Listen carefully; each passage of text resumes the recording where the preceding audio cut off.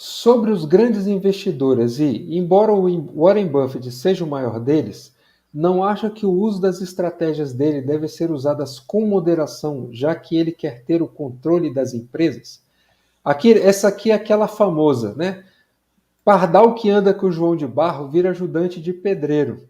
Tá? O que, que significa? O cara tem uma estratégia lá, que é a estratégia que cabe no bolso dele. Aí o malandrão aqui, o que, que ele quer fazer? Ele quer entrar na internet para saber qual é a carteira daquele influencer bam, bam, ou daquele cara, o que esse sujeito está fazendo, o que aquele determinado fundo está fazendo que eu vou fazer igual. Esse cara vai quebrar, mas vai quebrar a cara de uma maneira gigantesca, porque ele não tem o mesmo grau de informação que o sujeito tem.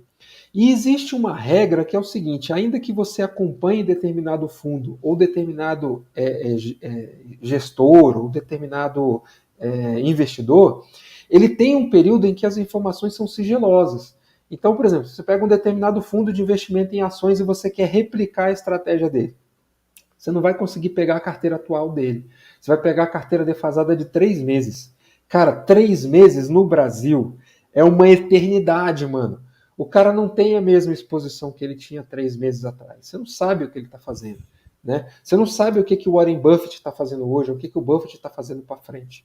Você tem que pegar desses caras, não é a estratégia que ele está fazendo. Você tem que pegar a maneira como ele pensa. Você tem que pegar a maneira como ele enxerga o mercado. Você tem que pegar o princípio de investimento dele. A técnica, você tem que dar a sua moderação, a sua exposição ao risco, o seu jeito de investir.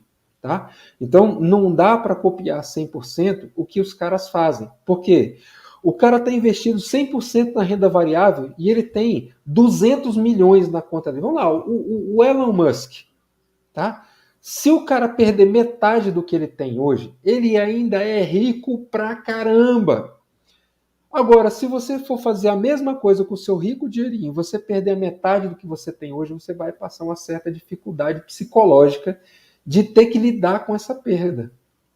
Então, tem que ter muito cuidado e analisar direitinho o que essas pessoas fazem e o que essas pessoas falam. Tá? E existe, às vezes, uma diferença muito grande entre o que as pessoas falam e o que as pessoas fazem. Concorda, meu amigo Chino? Concordo, Alan. Eu acho que o ponto principal que você falou aí é aprender com o pensamento das pessoas, né? O que eles estão pensando. E aí as cartas dos gestores, né? Elas são muito importantes. Aprender o que o cara que é profissional no mercado pensa, né? Como é que ele pensa, o que ele está fazendo. Então, mas a estratégia quem monta é você. E o Buffett, ele é um transatlântico, né? Você é um barquinho pequenininho, uma lancha, um jet ski, e ele é um transatlântico.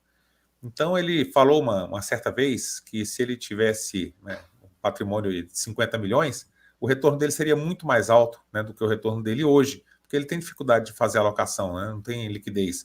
Então, se ele for vender uma determinada posição, eu quero vender 5% na empresa tal que eu tenho. Né? Eu tenho 10% dela, eu quero vender metade.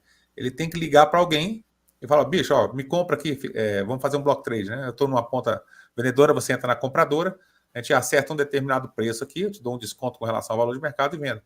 Se você for vender a mercado, né, você vai jogar as cotas zero, vai acabar com toda a liquidez do mercado.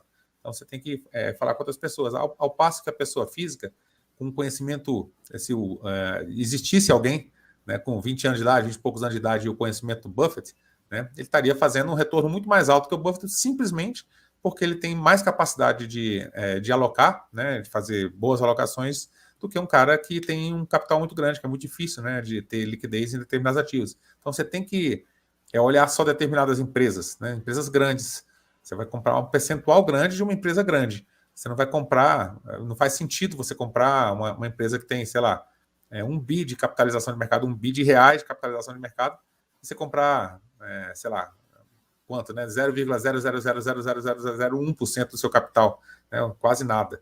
Então você precisa ter um determinado nível de empresas, né, de tamanho.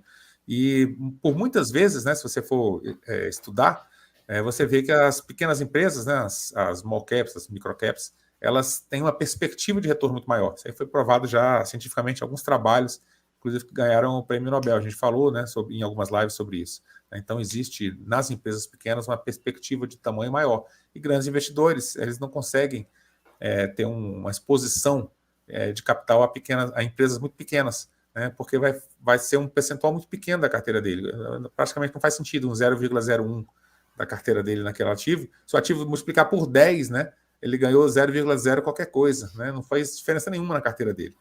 Então, eles não investem nesse tipo de empresa, coisa que a gente tem uma capacidade melhor de fazer. Então, o investidor menor, né, o pequeno investidor com uma boa cabeça, né, sabendo investir, ele consegue um retorno muito interessante, né? Então, tem que ser adaptado realmente à forma que um Warren Buffett pensa e o que ele faz, e o investidor menor, o investidor pequeno. Ainda mais que ele está numa outra bolsa, em um outro momento de vida, completamente diferente do que a gente aqui. Então, com certeza, tem que estar adaptada, né, a forma que você vai pensar e investir com relação ao que o Buffett faria, né? Porque ele não faria o que você pensa que ele faria, simplesmente porque ele não consegue estar na sua pele hoje, né? E tem o viés também, né?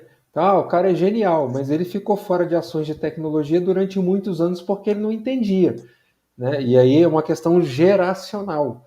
Ele tinha uma outra visão sobre aquilo e deixou de aproveitar, enquanto outros investidores aproveitaram aquilo. Agora, por que ele deixou de entrar em empresas de tecnologia? Porque não estava no círculo de competência dele. Esse é o princípio que você deve seguir. E não ter Apple porque o Warren Buffett não tinha Apple. Entendeu a diferença do negócio como fica? Então é entender como o cara pensa, adaptar a sua realidade, tomar as suas decisões e assumir os seus erros e as suas consequências. Esse é que é o grande barato do negócio.